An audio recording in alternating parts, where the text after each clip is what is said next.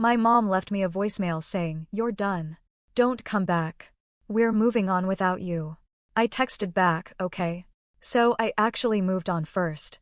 The trust was locked. The house deal was cancelled. By the next morning, my phone was blowing up with 46 missed calls. Then I got a message from their lawyer saying, "We have a serious problem."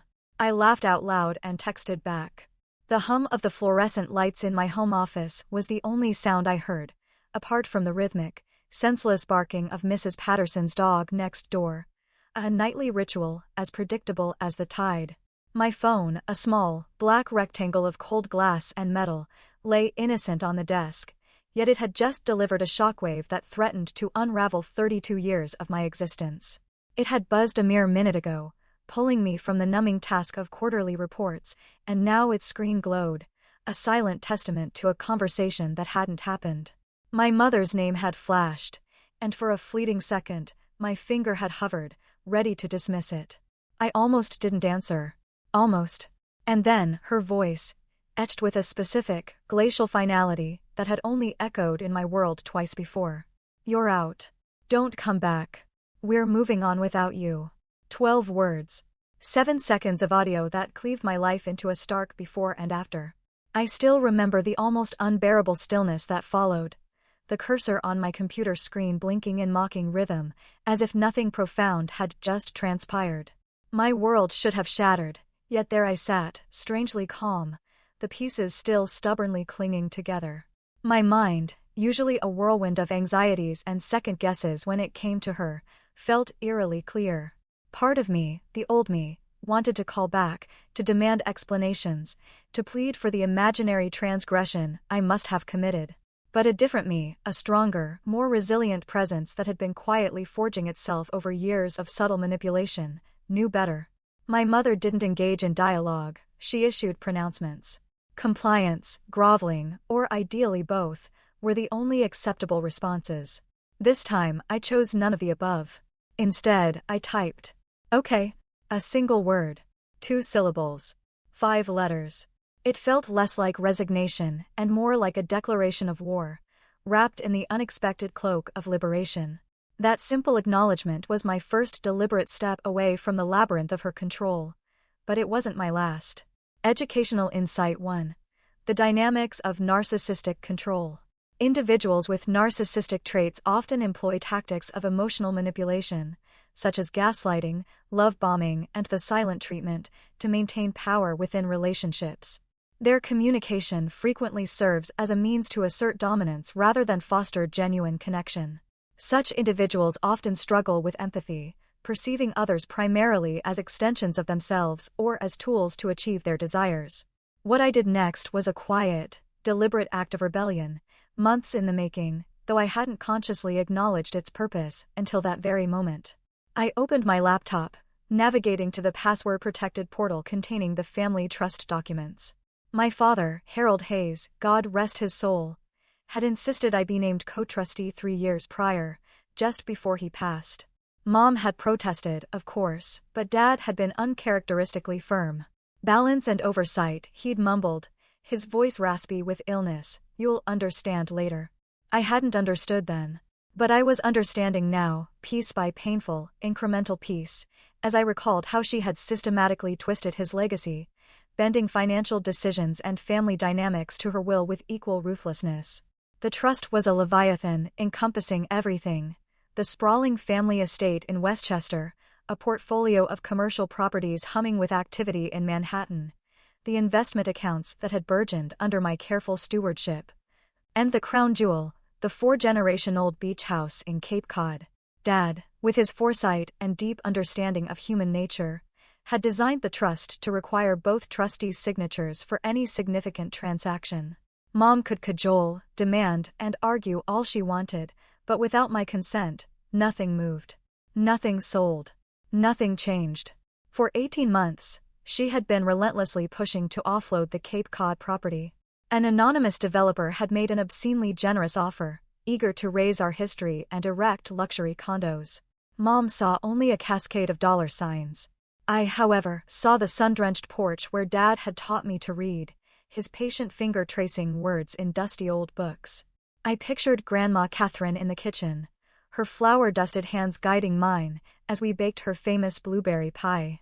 I felt the cool spray of the ocean on my face from the dock, where I'd learned that silence could be a comforting companion, not a punishment for childhood exuberance. I'd stalled, citing procedural red tape, hoping against hope that she might, just might, reconnect with something beyond the bottom line.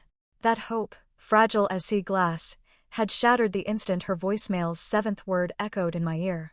So, I composed an email. The subject line was succinct, almost clinical: formal exercise of co-trustee authority, property transaction termination. It was addressed to Lawrence Garrett, the trust attorney. The message detailed my immediate and irrevocable withdrawal of consent for the Cape Cod sale, my outright refusal of the proposed refinancing for the Westchester property she'd been championing, and, most importantly, a formal request for a complete forensic audit of all trust transactions spanning the last 24 months. I'd seen the subtle ripples, small financial incongruities that, until now, I'd dismissed as minor errors. Suddenly, they screamed for closer scrutiny. At 12:23 a.m. I hit send. Then, with a practiced precision born of years of quiet observation, I systematically changed all my passwords across every account linked to the family business, activated two-factor authentication, and forwarded encrypted copies of everything to a personal email address my mother had never, and would never, have access to. Sleep should have been an impossible luxury, but that night, I slept more profoundly than I had in years, a deep, restorative peace settling over me like a comforting blanket. The next morning dawned with a pale, buttery sunlight filtering through my bedroom curtains, but the tranquility was short-lived. My phone, lying innocently on my nightstand, was now a buzzing, vibrating beacon of chaos, its screen a frantic kaleidoscope of notifications. 46 missed calls, 17 voicemails, 63 text messages. I didn't touch it. First, coffee. Then, a deliberate selection of my favorite mug. Finally, I scrambled eggs, savoring each mundane action, before I dared to glance at the digital storm brewing on my device. The messages were a predictable progression, a crescendo of thinly veiled desperation. The initial few from Mom oscillated between bewildered confusion and sharp irritation. "Call me immediately. What is this nonsense Lawrence is talking about? Stop being childish." Then, predictably, Aunt Pamela joined the chorus, her breathy voicemails laced with appeals for family unity and warnings against rash decisions. My cousin Trevor, never one to miss an opportunity for self-pity, unleashed a torrent of increasingly frantic texts accusing me of ruining everything and being selfish. This from a man who had borrowed $40,000 from the trust for a disastrous business venture that turned out to be little more than a timeshare scam in Atlantic City. The sheer audacity was breathtaking. But it was the message from Sterling and Ross, the formidable law firm Mom had undoubtedly called in a panic, that finally elicited a genuine, unbidden laugh. The attorney, a Mr. Gerald Winters, had crafted an email that practically vibrated with barely contained alarm, suggesting Mom had already subjected him to at least 2 furious tirades. "Miss Hayes," it began, "we represent Constance Hayes in matters pertaining to the Hayes Family Trust. We have a serious problem that requires immediate discussion. Please contact our offices at your earliest convenience to arrange an emergency meeting regarding trust administration and fiduciary responsibilities." I read it 3 times, each word a delicious bite of vindication. The serious problem, I surmised, was Mom's premature promise to the developers that the Cape Cod sale was a done deal, probably with imaginary funds already spent in her head. The Westchester refinancing was likely a desperate attempt to plug some financial hole I hadn't yet uncovered. My reply to Gerald Winters was concise, reflecting the same unwavering resolve I'd poured into Mom's voicemail. Per trust documents executed by Harold Hayes in March 2019, I am under no obligation to approve transactions that contradict the trust's stated purpose of maintaining family legacy assets. My position is final. All future communications should go through my attorney, Christina Ville at Morrison & Associates. Christina had been on my payroll for 6 months, a silent, unseen weapon. I'd retained her specifically for her reputation as a legal bulldog in family trust disputes. She charged $450 an hour. And she was worth every single cent. The phone rang again. Mom, of course. I let it go to voicemail, the rhythmic thrum of her indignation a distant hum, as I finished my breakfast. What Mom wouldn't have known because she'd never bothered to truly see my life, was that I'd been quietly fortifying myself for this possibility for well over a year. Not consciously, perhaps, but every dismissive wave of her hand when I questioned trust management, every eye roll at my requests for documentation, had fueled my silent campaign. I'd started keeping meticulous records, dates, times, verbatim quotes from our conversations about trust business. When she'd casually mentioned exploring options for the Cape Cod property at Christmas dinner, I'd documented it. When she'd brushed off my concerns about exorbitant consulting fees with a saccharine, "Family business is complicated, sweetheart," I'd transcribed her exact words, noting the condescending tone. My father had instilled in me a fundamental truth: documentation is power. He'd lived it, breathed it, working in contract law for 37 years. One of the last coherent conversations we'd shared, his voice a ghost of its former strength, was about protecting the trust. He'd looked at me with those clear, steady gray eyes and said, "Your mother loves you, but she loves control more. Don't let her confuse the two." I hadn't grasped the full weight of his warning then. Sitting at my kitchen table now, watching my phone blink with frantic calls, I finally understood perfectly. Educational insight too. The silent power of documentation. In disputes, particularly those involving family or finances, meticulously documented interactions can serve as irrefutable evidence. This practice not only provides a factual timeline, but also highlights patterns of behavior, demonstrating intent or negligence. Such detailed records can often distinguish between genuine misunderstanding and deliberate manipulation, shifting the burden of proof in legal or emotional conflicts. Around 10 that morning, my doorbell chimed. My security camera revealed Aunt Pamela on my porch, dressed in what I privately called her serious intervention outfit. A perfectly tailored navy suit, a string of pearls, and a gaze of steely resolve. I'd seen it before. The same ensemble she wore when she tried to strong-arm Dad's brother into selling his construction company at a significant loss during the 2008 recession. I didn't answer. Instead, I watched as she rang 4 more times, peered through my front windows, and eventually tucked a handwritten note into my mailbox. The note, which I retrieved an hour later, was a masterpiece of passive aggression masquerading as concern. "Dearest Natalie," it began, "your mother is beside herself with worry. Whatever misunderstanding has occurred, I'm certain we can resolve it as a family. Please call me at your earliest convenience, so we can discuss this rationally." The word rationally was underlined twice, a subtle, venomous jab implying my response to being disowned via voicemail was the epitome of unreason. I took a photo and forwarded it to Christina, captioning it, "Evidence of Coordinated Pressure Campaign. Document everything." Her reply was instantaneous, "Already on it. Keep a log of all contact attempts." This shows consciousness of guilt on their part. By noon, the situation had escalated to what felt like DEFCON 1 levels of family emergency. My uncle, whom I hadn't spoken to in 5 years, left a rambling message invoking Dad's memory and what he would have wanted. Even my college roommate called, a clear sign Mom had deployed her network to orchestrate an intervention coalition. The message was apologetic, confused, undoubtedly the result of some twisted narrative Mom had spun about her ungrateful, unstable daughter having a breakdown. I spent the afternoon doing precisely what I should have done years ago, a comprehensive, unforgiving review of every single trust transaction since Dad's death. What I unearthed made my earlier suspicions seem quaint, almost naive. Mom had been systematically inflating management fees, routing them through a consulting company that, with a sickening lurch, I realized was owned by Aunt Pamela's husband, Gerald. She'd approved a $75,000 loan to Trevor without a shred of proper documentation or repayment terms.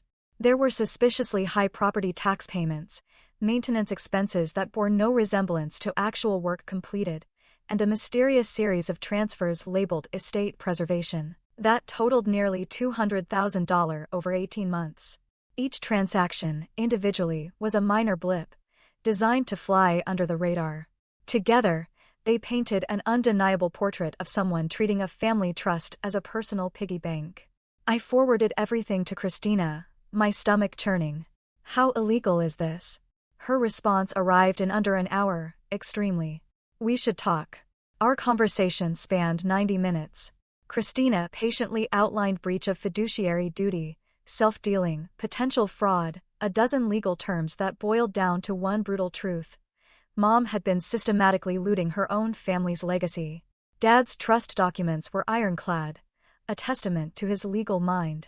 Every transaction mandated proper documentation, a legitimate business purpose, and equal benefit to all beneficiaries. Mom had violated roughly 70% of those provisions. We can file for her removal as trustee, Christina explained, her voice calm but firm. You'd take sole control, and she'd likely face serious legal consequences. Or we can offer a settlement. She resigns, repays what she's taken, and we don't pursue criminal charges. The old me, the one perpetually trying to avoid family drama, would have chosen the settlement without a second thought.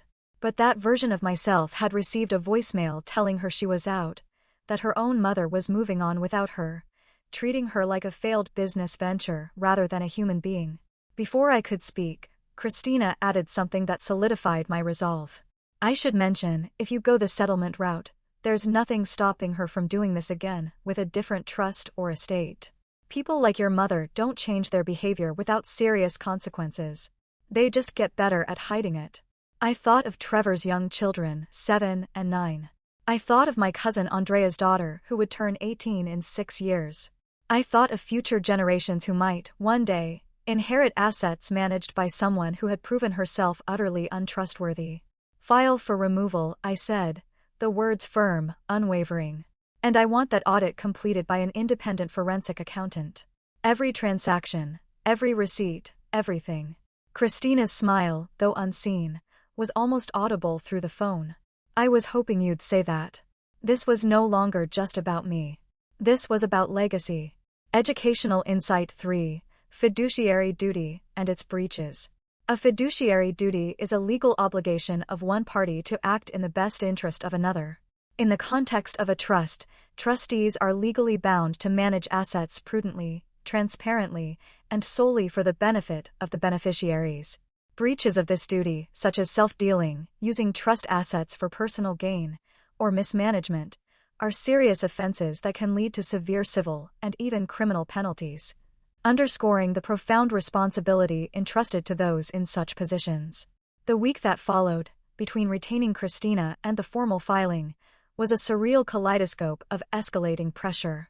Mom, having apparently realized the colossal tactical error of her voicemail, executed a dramatic pivot. The angry, dismissive messages vanished. In their place arrived what I privately termed the reconciliation offensive. First, the flowers. Massive, elaborate arrangements delivered to my office 3 days in a row, each accompanied by increasingly saccharine cards. Thinking of you, sweetheart. Family forever with love. Missing my daughter.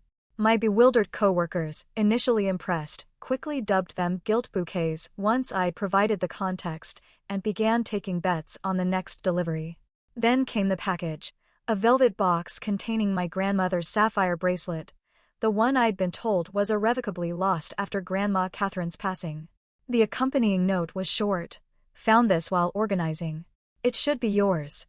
Love always, Mom. The bracelet, a beautiful antique, was worth a considerable sum, but its sentimental value was immeasurable. Grandma Catherine had worn it every day of her adult life. I'd asked about it repeatedly after her funeral, only to be met with vague assurances that it had gone missing during estate settlement. Now, miraculously, it reappeared, pristine and perfectly preserved, precisely when Mom needed leverage. I meticulously photographed everything: the flowers, the cards, the velvet box, the bracelet itself, noting delivery times, and forwarded it all to Christina. Attempted bribery, she'd succinctly labeled it, another piece of evidence confirming Mom's growing panic. The phone calls evolved too. Mom stopped leaving voicemails and instead began appearing in places she knew I frequented. She materialized at my gym one morning, outfitted in expensive, clearly new workout gear, a transparent ambush. I saw her through the window and simply drove to a different gym across town.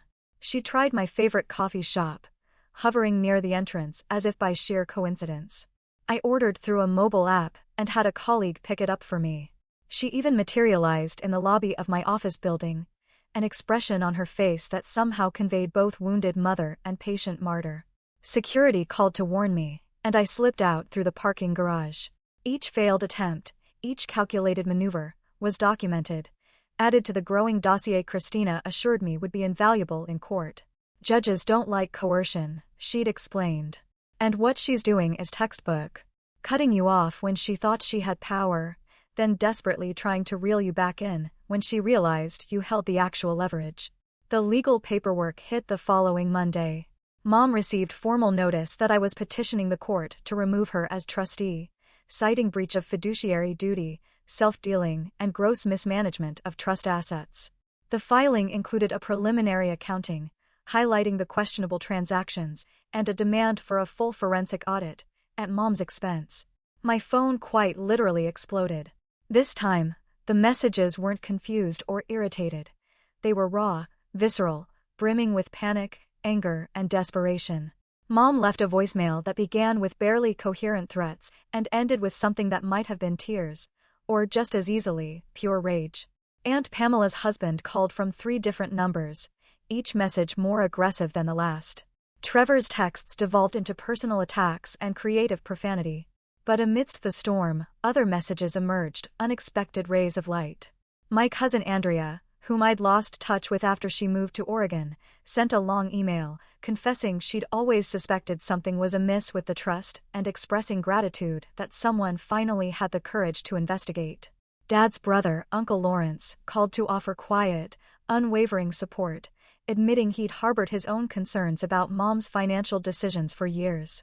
Even Mrs. Patterson, my next-door neighbor, stopped me by the mailbox to say she'd heard through the grapevine about some family troubles and wanted me to know she'd always thought I was the smart, sensible one. These small, unexpected gestures felt like anchors in the roiling sea. The court hearing was scheduled for 6 weeks out. Christina had warned me, it's going to get uglier before it gets better. She was absolutely right. Mom hired 3 different law firms, apparently believing that sheer volume would compensate for a glaring lack of legal standing. They filed motions, counterclaims, and demands for emergency injunctions. One attorney argued I was mentally unstable and acting under duress. Another claimed I'd manipulated Dad during his final illness to secure trustee status. A third submitted a petition suggesting I be removed for abuse of fiduciary authority because I wouldn't approve the Cape Cod sale. Each filing was more desperate than the last, and each one exposed the increasingly thin ice they stood on. Christina dismantled them methodically. She submitted Dad's original trust documents, clearly outlining his intentions to preserve family properties. She provided a mountain of email evidence detailing my repeated, dismissed attempts to discuss transactions with Mom. She even secured testimony from the trust's original attorney, who confirmed Dad had specifically wanted dual trustees to prevent precisely the kind of unilateral decision-making Mom had attempted. The forensic accountant's preliminary report arrived 3 weeks before the hearing. It was 37 pages of dense, detailed analysis, and it was devastating. The actual misappropriation, once everything was properly traced, totaled closer to $400,000. The consulting fees had no legitimate business purpose. The loans violated every provision of the trust. The estate preservation transfers had vanished into accounts that benefited Mom personally, not the trust itself. The forensic accountant, Dr. Patricia Monroe, a woman who specialized in financial fraud cases, had unearthed patterns even I, with my careful review, had missed. She traced the consulting company's ownership through 3 shell corporations before definitively linking it to Aunt Pamela's husband, Gerald. She documented how the inflated property management fees coincided precisely with Mom's purchase of a luxury condo in Miami, a purchase she'd never once mentioned to me. Dr. Monroe had even found evidence that Mom had been consistently undervaluing trust assets on required disclosures while simultaneously using them as collateral for personal loans. "Your mother is sophisticated in her deception," Dr. Monroe told me during a video conference, her voice calm as she clicked through her findings. These aren't amateur mistakes. Someone taught her how to structure these transactions to avoid immediate detection. The spacing of the withdrawals, the variety of justifications, the layering of corporate structures. This suggests planning and intent. I asked who might have taught her, though a cold dread was already congealing in my stomach. The consulting company was established 7 months after your father's death, Dr. Monroe explained. The incorporation documents list your aunt's husband as president and your mother as secretary. They filed for an LLC classification that provides certain tax advantages and liability protections. This wasn't opportunistic theft. It was a coordinated strategy. So, Mom and Aunt Pamela, working together from the beginning, carving up Dad's legacy like a shared prize, rather than a sacred trust meant to benefit multiple generations. The betrayal shouldn't have surprised me, but the sheer premeditation made it worse. They planned this while I was still grieving, while I was trying to navigate the bewildering world of being a trustee and honoring Dad's wishes. Christina reviewed Dr. Monroe's findings and added another layer to our case. We're going to request that the court consider whether your aunt's husband should be required to repay the consulting fees as an accessory to the breach. And I think we should ask for a temporary restraining order preventing your mother from accessing any trust assets while this case is pending. The restraining order was granted within 48 hours. Judge Raines, a formidable woman in her early 60s with a reputation for zero tolerance for fiduciary malfeasance, reviewed the preliminary forensic report and Mom's pattern of attempted contact. She issued an order freezing all trust accounts, except for a small operating fund I could access for legitimate expenses. Mom couldn't sell anything, couldn't transfer anything, couldn't even pay herself the modest trustee fee the documents allowed. I heard about her reaction third-hand, through a cousin who'd heard it from Aunt Pamela. Apparently, Mom had been at her country club, attempted to use a credit card linked to one of the trust accounts for her monthly membership fees, and it was declined. When she called the bank, they informed her the account was frozen by court order. She left the club immediately, drove straight to her attorney's office, and proceeded to have what witnesses described as a complete meltdown. Part of me, a small, dark part, felt a flicker of satisfaction at that image. A larger part just felt utterly, bone-deep tired. This was my mother. The woman who'd taught me to ride a bike, who'd helped me study for college entrance exams. The woman who'd thrown me a surprise 30th birthday party and cried at my graduate school commencement. How had we arrived at this precipice? When had money become more important than the relationship itself? But I knew the answer. Money had always been paramount to Mom, perhaps more important than anything else. I'd just been too young, too hopeful, too invested in the fantasy of who I wanted her to be, rather than accepting who she actually was. Educational Insight 4. The impact of financial entitlement on family dynamics. When individuals within a family develop a sense of financial entitlement, believing that assets are rightfully theirs regardless of legal or ethical considerations, it can erode trust and create deep-seated resentment. This often manifests in a disregard for boundaries and a willingness to exploit others, fracturing familial bonds that are purportedly built on love and mutual support. Such entitlement often stems from a distorted perception of roles and responsibilities within the family structure. This goes beyond civil breach, Christina told me during one of our preparation sessions. The district attorney might be interested in this. I hadn't wanted it to go that far, but Mom's attorneys had filed a motion accusing me of elder abuse and financial exploitation. The irony was so thick you could serve it at Thanksgiving dinner. The elder abuse accusation particularly stunned me because it was so transparently a projection. The motion claimed I was isolating Mom from family, preventing her from accessing resources, and using my position as trustee to control and manipulate her. It painted me as a calculating predator who had somehow brainwashed Dad into making me co-trustee specifically so I could steal the family's wealth. Christina had actually laughed when she read it. They're describing exactly what your mother did to you. The voicemail alone proves she's the one attempting isolation. And the financial records show who's actually been misappropriating funds. This motion is going to backfire spectacularly. She was right. But it still hurt, deeply, To see those accusations in formal legal documents, to know that somewhere in Mom's mind, she had convinced herself this narrative was true. Or perhaps she knew it was false and simply didn't care, willing to say anything to shift the court's perception in her favor. The motion included declarations from Aunt Pamela, Trevor, and my cousin Madison, whom I'd barely spoken to in years. Each testified to my concerning behavior, paranoid accusations, and alienation from family values. Madison's declaration cited my absence from the last 2 family reunion events as evidence of my antisocial tendencies, conveniently omitting that both events had coincided with work trips I'd informed everyone about months in advance. Christina's response was a master class in counterpunching. She submitted the voicemail recording, transcripts of the dozens of increasingly threatening messages I'd received, photographs of Aunt Pamela at my door and Mom at my workplace, and a meticulously detailed timeline of my documented attempts to communicate with Mom about trust business, all of which she had ignored or dismissed.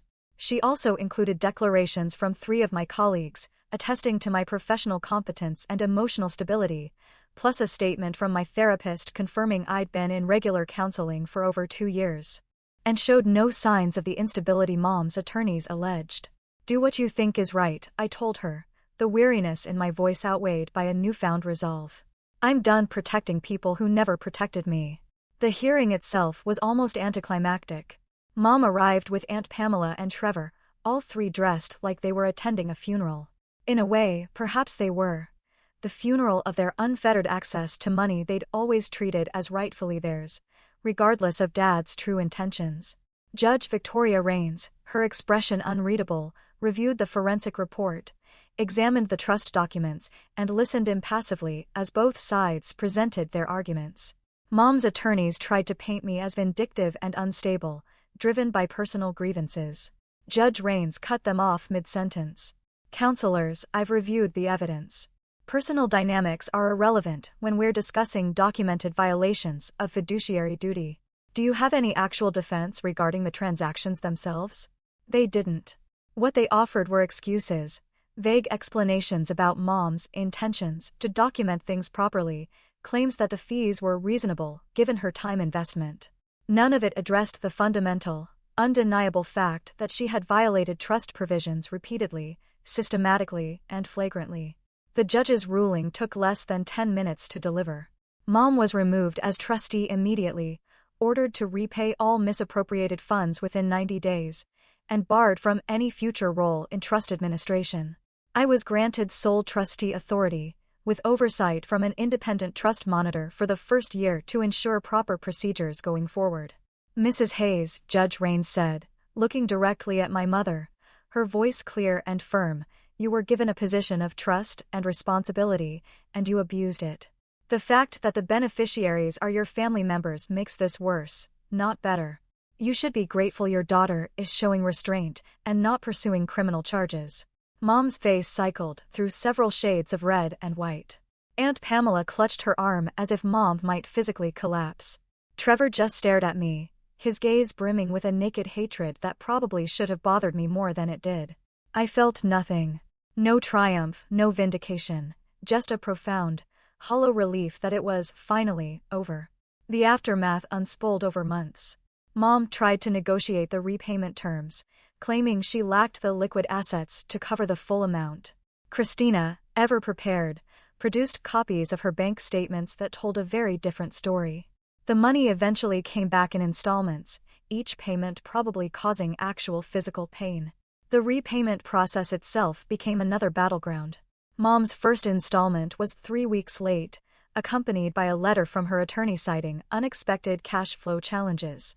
Christina responded by filing a motion for contempt of court. The second payment arrived the very next day, overnight express, with tracking confirmation. Mom attempted to claim the Miami condo as her primary residence, a maneuver designed to protect it from forced sale under Florida homestead laws. Christina countered with irrefutable evidence that Mom had lived in Westchester for 43 consecutive years, and had only purchased the Miami property 18 months prior as an investment. The court ordered its sale. The condo sold for $620,000, significantly more than the $400,000 she owed the trust. I didn't ask what she did with the difference. That money was hers to keep, earned from her own investment, even if the initial purchase funds had been questionable. My interest was not in punishing her beyond what justice required, but in restoring and protecting the trust. Aunt Pamela's husband, Gerald, whom I'd always considered relatively harmless, was ordered to repay $215,000 in fraudulent consulting fees. He apparently tried to declare bankruptcy to avoid payment, but Christina had anticipated that move, filing the trust claim as a fraud debt, which isn't dischargeable. Gerald ended up selling his boat, his vintage car collection, and a vacation property in the Berkshires. Aunt Pamela stopped speaking to me entirely after that, which felt less like a loss and more like a profound relief. She sent one email 6 months after the judgment, accusing me of destroying her family's financial security over petty grudges, expressing hope that I could live with the guilt. I deleted it without responding. There's no point in arguing with those who fundamentally refuse to acknowledge reality. The Cape Cod property remained in the trust. I initiated a complete renovation, updating the electrical and plumbing, and established a small endowment to cover its perpetual maintenance. Then I opened its doors to family members who truly appreciated what it represented. Andrea brought her kids for 2 weeks that summer. Uncle Lawrence spent a month there, working on his memoir. Several cousins I barely knew reached out, asking if they could book time. It became what Dad had always envisioned, a gathering place for family, not a commodity to be liquidated for short-term gain. I never spoke to Mom again. She'd send occasional emails through her attorneys, usually around holidays or birthdays, half-hearted attempts at reconciliation that invariably included some mention of the trust or the money she felt she was entitled to. I deleted them, unread beyond the first paragraph. Aunt Pamela tried to broker peace exactly once, inviting me to a family dinner where she promised Mom would apologize. I declined. Apologies without genuine change are just empty words, and I'd heard enough of Mom's words to last several lifetimes. Trevor, predictably, told anyone who would listen that I'd stolen his inheritance, a creative fiction given he'd never been entitled to anything from the trust in the first place. The story evolved over time, until some cousins actually believed I'd somehow manipulated Dad on his deathbed and forged documents. I stopped caring what they believed somewhere around the 3rd iteration of the rumor. What I didn't expect, however, was the burgeoning support from unexpected corners of the family tree. Dad's cousin Ruth, 83 and living in a nursing home in Vermont, sent me a handwritten letter on pale blue stationery. Her script was shaky but legible, and the words resonated deeper than any legal victory. "Your father would be so proud of you," she wrote. "I watched your mother manipulate family finances for years, always taking credit for your father's hard work, while spending money like it grew on trees. Harold knew what she was like, which is why he set up the trust the way he did. He told me once that you were the only person he completely trusted with the family's future. I'm glad you proved him right." The letter arrived on a particularly difficult day, one where I'd been second-guessing everything despite the court's validation. I must have read it 20 times, tracing my fingers over Ruth's careful script, feeling connected to Dad in a way I hadn't since he died. I drove to Vermont the following weekend to visit her. She lived in a bright, clean facility with large windows overlooking a serene lake. We spent 4 hours talking about Dad, about his childhood, about the man he'd been before I was born. Ruth had stories I'd never heard, memories that painted a richer, fuller picture of who he was and what he valued.